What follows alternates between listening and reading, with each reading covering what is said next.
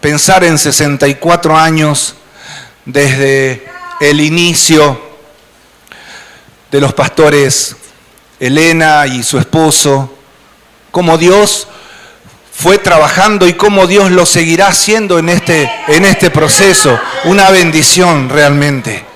64 años nos habla de la fidelidad de Dios, de la pura misericordia de Dios. A mí me gusta mucho recordar cuando Pablo dice, Dios me tuvo por fiel poniéndome en el ministerio. Y es la fidelidad de Dios. Que sean 10 años, sean 15, sean 30, sean 40 o 64, como en este caso, una bendición. Qué cantidad de años glorioso y estamos muy agradecidos. 64 años, mira al que está al lado y dígale, estás igual. Pasaron 64 años y estás igual, ¿eh? ¡Qué maravilloso! ¡Qué maravilloso es el Señor! Gloria a Dios. Escuchaba todos los testimonios que estaban contando el testimonio de la joven, cómo Dios obró. Ese es nuestro Dios. Ese es nuestro Dios. Moisés en una oportunidad dice, este es mi Dios y lo he de alabar. Es como, ¿vieron cuando alguien quiere mostrar algo bien en alto para que todos lo vean? Esa es la sensación que me da cuando leo el versículo ese de Moisés que dice, este es mi Dios y yo lo voy a alabar. Gloria a Dios por el testimonio y la experiencia con el Señor que cada uno de ustedes y todos juntos hemos vivido. Gloria a Dios. Tremendo el testimonio de la pastora Elena, cuando decía cómo el papá de ella le dio la libertad absoluta al que iba a ser el marido de ella. O sea, le dio la libertad absoluta que eligiera qué terreno que quería comprar. Andá acá a la vuelta y hay uno. Una muy buena estrategia. Yo tengo 3 hijos varones, ya están casados, pero si tuviera alguna hija mujer soltera, evaluaría la estrategia del padre de la pastora Elena. Así que gloria a Dios por eso. Y saben que pensaba en este tiempo cómo necesitamos pedirle al Señor que pueda fortalecer todos los días de nuestra vida la esperanza en Dios. Porque continuamente estamos bombardeados por un montón de ideas. Tu vida, aunque muchas veces no te das cuenta, está bombardeada constantemente de un montón de opiniones. Tenés que hacer esto, tenés que hacer aquello. Para mí te conviene hacer esto. Para mí es mejor que hagas lo otro. Y así estamos continuamente. Y no estamos hablando de personas con mala intención, estamos hablando de personas que tienen buena intención y se acercan para poder ayudarte. Pero sea que hayan pasado 64 años, 50, 10, 12, como en nuestro caso hace muy poquito, tenemos que enfocarnos en que nuestra esperanza no tiene que estar en las cosas que nosotros podamos hacer humanamente. Nuestra confianza debe ser firme en el Señor. Por eso quiero hablarte en esta mañana de cómo mantener la esperanza en Dios. ¿Cómo podemos hacer? Puede ser muy obvio muchas veces, ¿y cómo no voy a confiar en Dios? ¿Verdad? Puede sonar como una pregunta obvia. Si te preguntan, ¿vos confías en Dios? Y sí, ¿cómo no voy a confiar en Dios? El Salmo 71:5 es un salmo donde nos habla de una convicción. Miren, el salmista dice, porque tú no dejas lugar a ninguna duda, tú, le dice al Señor, oh Señor Jehová, ¿eres qué? Eres mi esperanza. Tú, el salmista, no tiene ninguna duda y dice, porque tú Jehová eres mi esperanza. Y dice, seguridad mía desde mi juventud. Aleluya. Y la frase en mi juventud la podemos reemplazar: desde el día que yo entendí que seguir a Jesús era mi todo. Desde que yo entendí, mi seguridad está en Cristo, desde que yo conocí a Cristo como mi Señor, como mi Salvador. Pero muchas veces somos sorprendidos por situaciones que no esperamos. ¿Verdad? ¿Le pasó algo inesperado alguna vez? Allá en la iglesia muchas veces suelo decir o comentar algún titular. Y yo tuve momentos inesperados. Uno fue por allá, creo que tenía alrededor de 6 años. Cuando algo sucede de una manera inesperada, decimos que algo nos cayó como un balde. ¿Vieron cómo sabemos? Y sí, pero a mí fue literal el balde de agua fría. Yo estaba entrando a UPA en brazos de mi papá, era una época de carnaval, a una casa de unos amigos. ¿Y cómo recibieron a mi papá? Y yo iba delante de mi papá. Y me lo recuerdo tan real, tan patente, me acuerdo el pasillo, me acuerdo todo. Y a partir de ahí comencé a sufrir momentos que se prolongaron aproximadamente hasta los 18, 19 años, 20. Y episodios muy prolongados de tartamudez, donde no podía hablar. Yo siempre recuerdo que tenía que subir al colectivo y le tenía que decir al chofer, ¿no? En ese tiempo poníamos las moneditas, y yo tenía que practicar abajo, decir, no, le tengo que pedir 35. Y me acordaba, miren, 35 centavos pagábamos las moneditas. Y saben que la T con la R era algo que me costaba pronunciar. Yo me ponía mal cuando tenía que subir y decir... Y así lo sufrí bastante tiempo. Momentos difíciles que caen sin darnos cuenta. Hace aproximadamente 2 meses, de un jueves para viernes, me operan de urgencia de una obstrucción en el intestino. Dios puso su mano y todo fue perfecto para la gloria de Dios.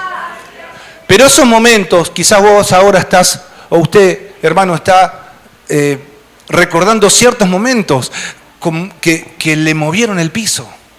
Situaciones matrimoniales, situaciones con algún hijo, situaciones económicas, que de un día para otro llegaron sin avisar. ¿Y cómo hacemos para mantener la esperanza? Se hace difícil. Pero ¿saben qué? Leía, Job era un hombre experimentado en situaciones difíciles.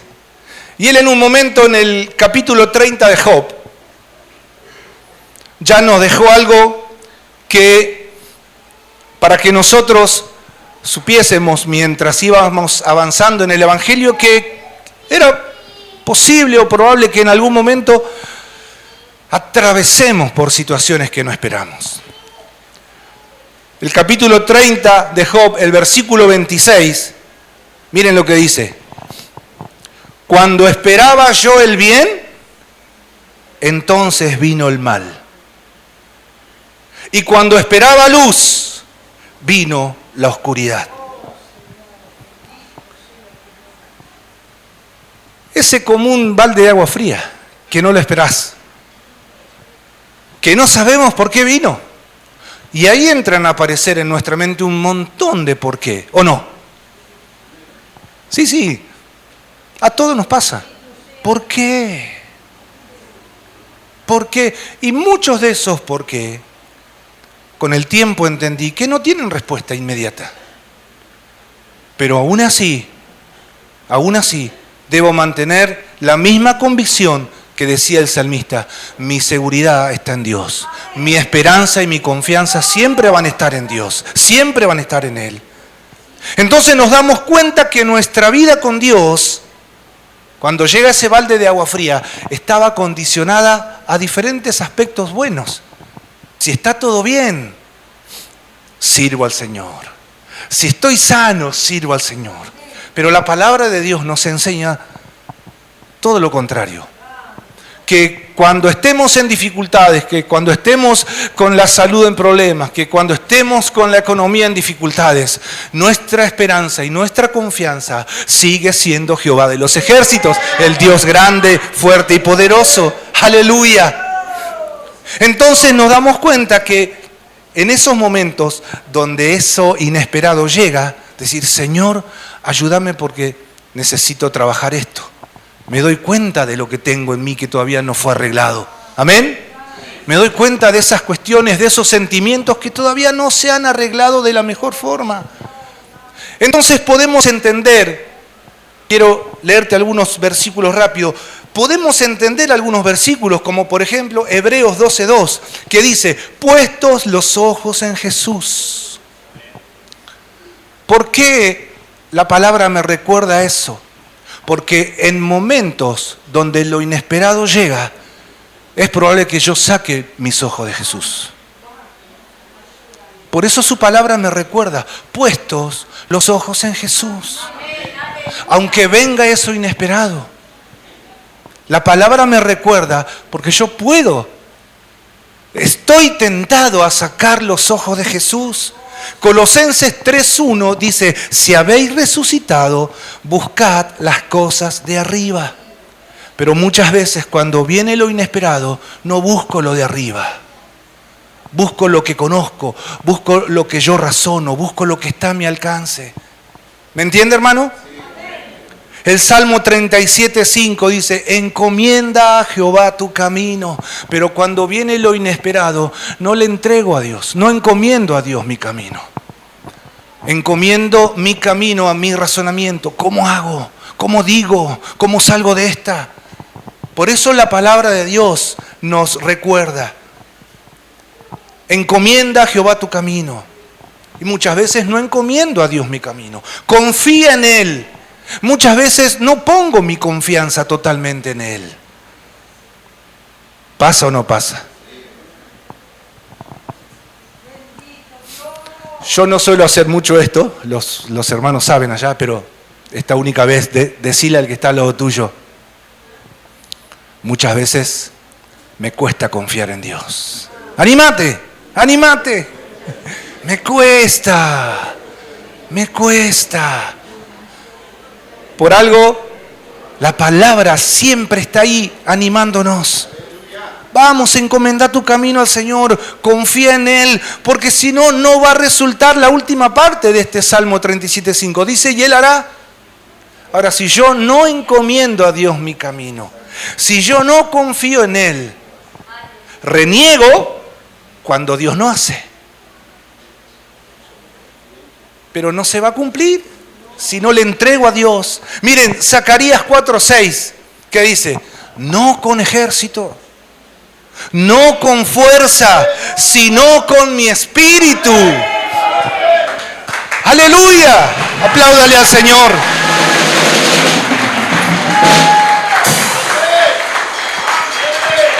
Pero miren, no con ejército ni con fuerza, sino con mi espíritu. Pero cuando llega lo inesperado y el balde de agua fría, se nos da vuelta el versículo. Busco con mis fuerzas. Busco con mi ejército, con mi razón, con mi mente. Lo busco con mis medios. Y dejo al Señor esperándolo o esperándome. Por eso necesitamos mantener nuestra esperanza en Dios. Y yo traté de ir un pasito más adelante. Y quiero rápidamente compartirte algunos aspectos de cómo logramos tener una esperanza correcta.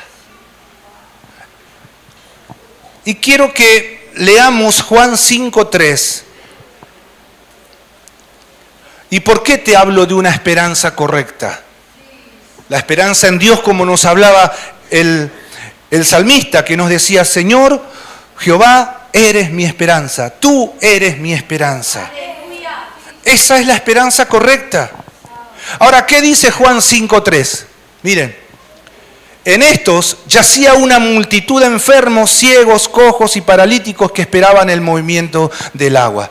Esto es el pasaje que nos habla del estanque de Betesda, donde se creía que algo milagroso sucedía de tanto en tanto.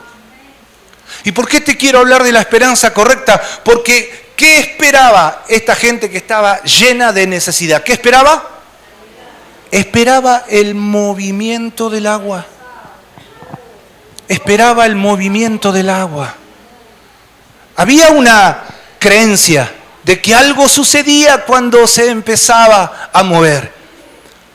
Pero no sé si todos conocen la historia. Jesús se acerca y habla con alguien que estaba ahí hace 38 años. ¿Y por qué el Señor quiere llevarnos a una esperanza correcta? Porque Jesús tuvo que acercarse a ese hombre y poder llevarlo a la esperanza correcta. No en las aguas, no en lo que se mueve, no en lo que ven tus ojos, no en las grandes dificultades que hoy están en tu mente, no en esos imposibles que muchas veces saturan nuestra mente y nuestro corazón. De la misma forma que ese paralítico decía, ¿y cómo voy a hacer? Nadie me puede llevar hasta allá. ¿Cómo hago? Hasta que Jesús se acerca y le dice, ¿querés ser sano? Por eso yo te hablaba hace un ratito de que muchísimas veces estamos rodeados de opiniones, de comentarios. Él en un momento no entendió o no pudo captar la pregunta de Jesús. Jesús le dijo, ¿querés ser sano? Y él le dice, pero no tengo quien me lleve hasta allá. ¿Cuántas veces nos pasa? Estamos tan abrumados que no entendemos muchas preguntas. Miren, muchas veces no entendemos preguntas que nos hace nuestra esposa, nuestro esposo, nuestros hijos, algún hermano de la iglesia. Porque esto muchas veces se llena de tantas cosas que no tenemos la posibilidad de permitir pensar con claridad. Este hombre estaba saturado, su necesidad le ocupaba toda su mente y todo su corazón. Y tenía una única visión, negativa, ¿no? No poder llegar hasta el agua. Entonces el Señor nos anima y nos hace pensar, ellos, toda esta gente, toda esta multitud, dice Juan 5:3, esperaban una sola cosa, el movimiento del agua. Y era algo limitado, era algo que no todos podían llegar y podían recibir. Y muchas veces, hermano, nos pasa. No sé si hoy quizás estás esperando algo, pero sin habérselo pedido a Dios, sin haber incluido a Dios en tu plan, sin haber incluido a Dios en algún proyecto de la familia, pero estás esperando. Pero quizás estamos esperando en nuestras fuerzas, en nuestra razón. Debemos seguir por muchos años más siguiendo al Señor, pero necesitamos tener esa esperanza correcta, la misma esperanza que Jesús le transmitió al paralítico. El primer aspecto, ¿cómo es que lo hacemos? Es creyendo en su palabra. Esto es lo que nos dejó el Señor para que crezcamos como cristianos, como personas, como familia, como iglesia. Acá está reflejado la gran necesidad que el mundo tiene, la gran necesidad que tu familia tiene, los que no vienen a la iglesia, la gran necesidad que tiene tu vecino, la gran necesidad que tienen las personas que nos rodean todo el tiempo. Para tener una esperanza correcta necesito creer en su palabra. Vamos a Hechos capítulo 24. Hechos 24, 14 y 15. Dice, pero esto te confieso, que según el camino que ellos llaman herejía, así sirvo al Dios de mis padres, creyendo todas las cosas que en la ley y en los profetas están escritas, teniendo esperanza en Dios.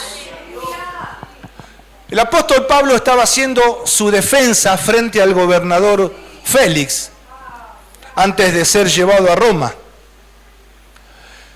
Y Este gobernador tenía un poco de interés en escuchar al apóstol Pablo. Había otros inferiores que estaban sujetos al gobernador que querían de Pablo liquidarlo, querían matarlo, querían hacerlo desaparecer.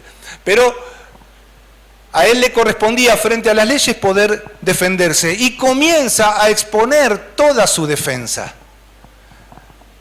Y en una de esas partes dice esto: te confieso, le habla al gobernador, y dice, te confieso que según el camino que ellos llaman, los que lo estaban acusando a Pablo, que llaman herejía, dice, así sirvo al Dios de mis padres. Y le dice, ¿cómo? Creyendo todas las cosas que en la ley y los profetas están escritas, teniendo esperanza en Dios. Si nuestra fe no está basada en las Escrituras, no estamos hablando de una fe genuina. Romanos nos habla que la fe viene por el oír la palabra de Dios. La fe no la podemos recibir de otra forma. Cuando escuchamos mensajes o cuando escuchamos testimonios como la de nuestra hermana, eso fortalece nuestra fe. Eso anima a que decir, vamos, Dios todavía sigue obrando, Dios todavía sigue teniendo misericordia de nosotros y nos bendice y nos sana y nos restaura. Pero el comienzo tiene que ser por la palabra de Dios, por lo que Dios hizo y hará con nuestras vidas. Nuestra esperanza en las promesas de Dios nos hace esperar con paciencia. ¿Quién tiene paciencia? Gloria a Dios. Porque esa paciencia se renueva mientras vamos atravesando momentos difíciles. El salmista adquirió paciencia y soportó las dificultades cuando dijo en uno de los salmos, Jehová es mi pastor, nada me faltará, aunque ande en valle de sombra y de muerte, no temeré mal alguno, porque tú estás conmigo. Tu vara, tu cayado, hoy nosotros, tus promesas, tu palabra, me infunden aliento. Entonces, ¿cómo no voy a seguir? ¿Cómo no voy a continuar? Las cosas difíciles van a venir. El balde de agua fría o lo inesperado va a llegar muchas veces. Pero aferrate a las promesas de Dios. Aferrate a la palabra de Dios para poder mantener una esperanza, aleluya, correcta en el Señor. La palabra de Dios nos pone en la dirección correcta. La palabra de Dios nos dice dónde debemos estar. Lo segundo, ¿cómo hacemos para tener la esperanza correcta? Es soportando las pruebas. Animal que está a tu lado, decirle, vamos. Soportando las pruebas. Muchos de nosotros, por no decir todos, hoy estamos atravesando distintas pruebas, distintas situaciones, distintos conflictos. Todos tenemos alguna especie de decir, ¿y cómo hago? ¿Cómo sigo? Romanos capítulo 5, versículo 3, dice el apóstol Pablo, y no solo esto, sino que también nos gloriamos en las tribulaciones.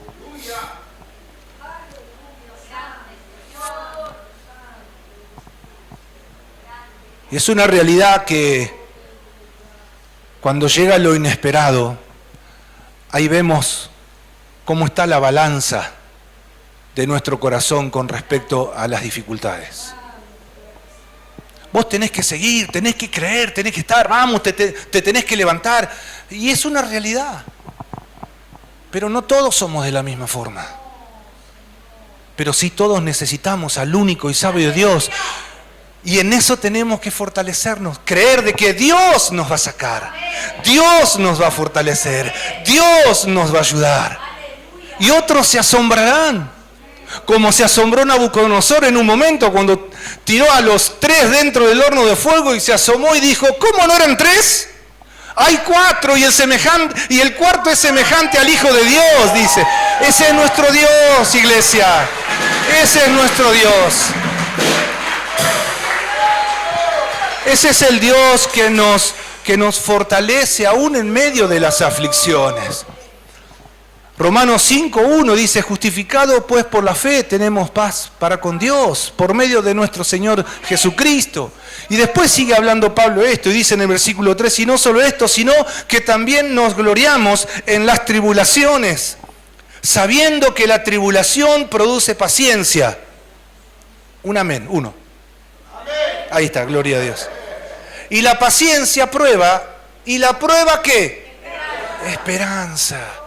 Y la esperanza, dice el versículo 5, la esperanza no avergüenza. En otras palabras, ¿qué significa que la esperanza no avergüenza?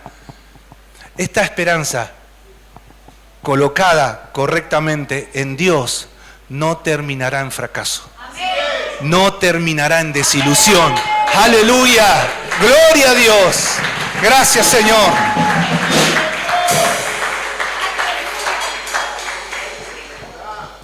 Dos aspectos más y terminamos. El tercero, ¿cómo hago para tener la esperanza correcta? Dijimos, creyendo en su palabra, soportando las pruebas. Y lo tercero, entendiendo bien el Evangelio. Necesito entender bien el Evangelio. No sé cuántos andan por las redes sociales. Hay de todo, ¿vio? Siempre animamos a nuestra iglesia a que seamos prudentes en lo que uno consume en las redes sociales. Y que todo lo que uno pueda escuchar tiene que estar acá. El otro día, creo que fue la primera vez que contesté en las redes sociales algo. Porque en medio de todos esos reels aparece un hombre tomando 3 versículos bien separados. Y en uno de esos versículos dice, porque donde están 2 o 3 en mi nombre, yo estoy ahí. ¿Qué estaba queriendo enseñar esta persona? Que no es necesaria la iglesia. ¿Dónde hay 2 o 3? Ahí está Dios. Y así tomó versículos separados. Y es la primera vez, le dije a Gaby, ay, no aguanté. Y contesté, así que no sé si se va a leer en algún momento, pero tomar versículos por separado para mi conveniencia es lo más fácil del mundo. Porque de esa manera a mí me coloca siempre en el lugar de decir lo que el otro tiene que hacer. El Evangelio es cuerpo. El Evangelio es unidad. Miren, tantos años atrás el salmista dijo, qué bueno es estar los hermanos juntos. Allí hay bendición, hay vida eterna. En otras palabras, es el lugar donde nos edificamos. Es el lugar donde nos fortalecemos con testimonios. Es el lugar donde nos animamos unos a otros. Entonces, yo debo tener mi esperanza correcta entendiendo lo que es el Evangelio. Primera de Tesalonicenses capítulo 2, versículos 19 y 20. El apóstol Pablo, miren lo que dice. Porque, ¿cuál es nuestra esperanza o gozo o corona de que me gloríe? ¿No lo sois vosotros delante de nuestro Señor Jesucristo en su venida? Vosotros sois nuestra gloria y nuestro gozo. ¿Qué significa esto? Les leo otra versión. Después de todo, ¿qué es lo que nos da esperanza y alegría? Y Pablo se hace esa pregunta, pero no espera que los de Tesalónica le contesten. Está con todos los miembros de la iglesia en Tesalónica y les dice, después de todo, ¿qué es lo que nos da a nosotros esperanza y alegría? Y le dice Pablo, son ustedes. es la iglesia. Es la iglesia. No hay otro mayor anhelo que la iglesia misma.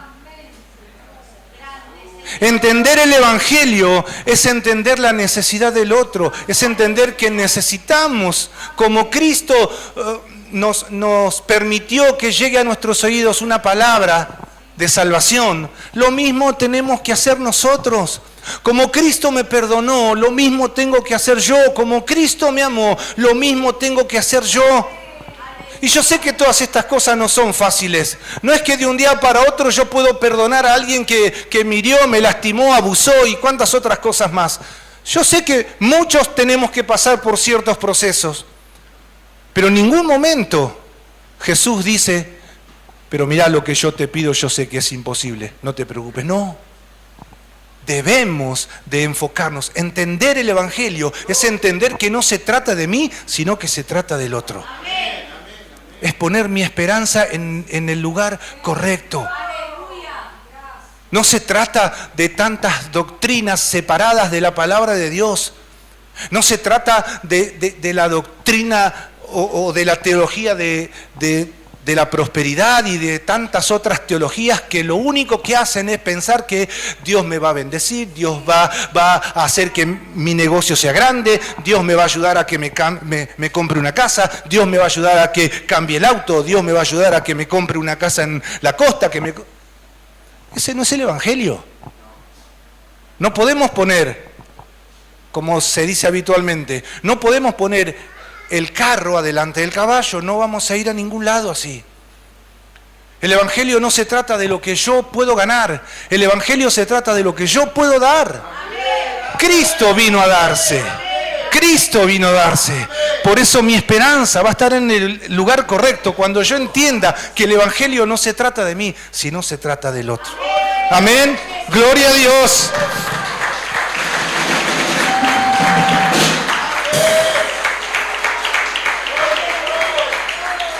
Y lo último, si quieren pasar los músicos,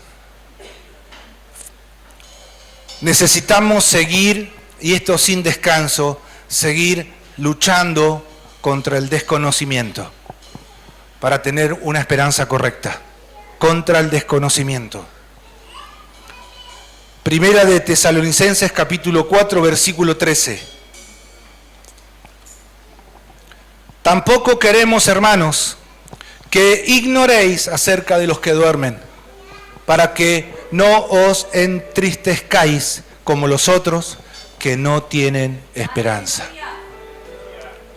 Hay mucha gente que no tiene esperanza, pero hay mucha gente dentro de las iglesias que tampoco tiene la esperanza correcta. Les hablé hace un ratito, la esperanza muchas veces casi sin darnos cuenta, es como que de una y de otra forma se va corriendo a lo material, a una sanidad. Y todas esas cosas son añadiduras de lo que me habla Mateo capítulo 6, versículo 33. Por eso, si nosotros invertimos la ecuación o invertimos las palabras que el Señor nos dijo, no vamos a ir a ningún lado y nuestra fe, nuestra esperanza se va a encontrar debilitada. Para tener una esperanza correcta debemos luchar contra el desconocimiento. Pablo dice acá, no queremos, hermanos, que ignoréis acerca de los que duermen.